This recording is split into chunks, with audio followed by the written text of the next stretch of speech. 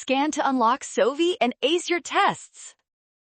Limits of Riemann sums can look scary, but we can solve this integral problem quickly by identifying the width and the sample points right now.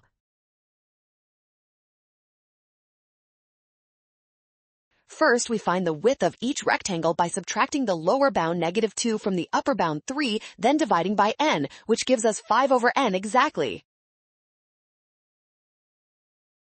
Next, we determine the sample points by starting at our lower bound of -2 and adding the width times k, resulting in the expression -2 plus 5k over n. Finally, we plug these sample points into our function to see that option D matches every part of our setup perfectly. Let's go!